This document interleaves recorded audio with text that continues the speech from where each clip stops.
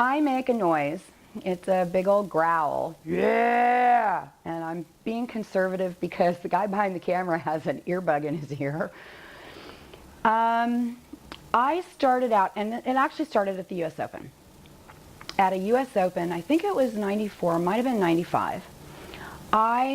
It was at the Disneyland Hotel, if you remember the U.S. Open at the Disneyland Hotel.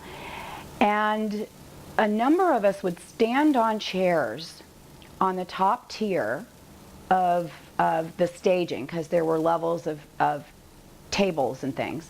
We'd stand on chairs behind the tables and we'd watch, because we didn't have good seats, or we were getting ready to compete, or we wanted to see people's feet, and if we were sitting we couldn't see the whole thing.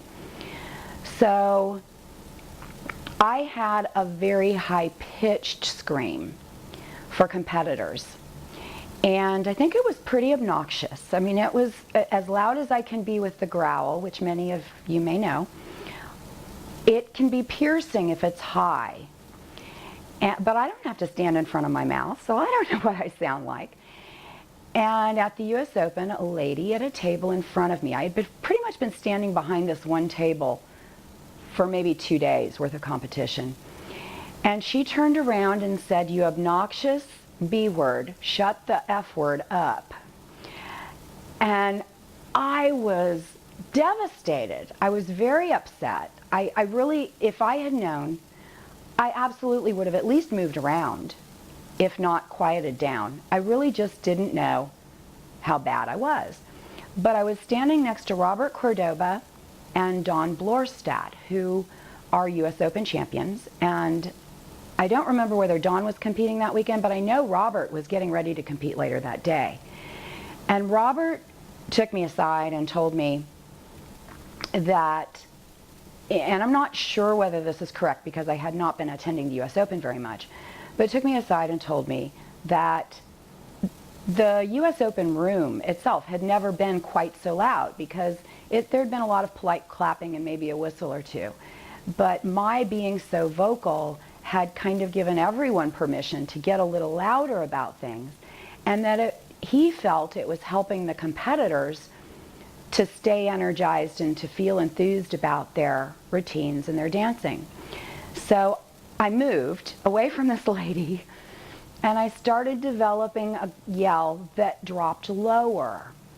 And I found that going lower, I think it's less hard on the ears. I hope it is. But even if it's not, people turn around and see a blonde white woman sounding like Fat Albert, basically, and they laugh instead of yelling at me. And so now I just try to position myself where it's not so bad. But the growl didn't start as something for me to be recognized. It has become that. But it started as something totally and entirely for me to appreciate my friends on the dance floor competing. And frankly, my point of view on it is still that it is an acknowledgement. It is a yeah. It's intended to affirm positively a student when they get something right, a group when they're really starting to execute the moves well, a performer, or even somebody social dancing that's really having a good dance, or just pulls off some cool move, or just gets the better of their partner and makes them blush. It's another thing I tend to like to do.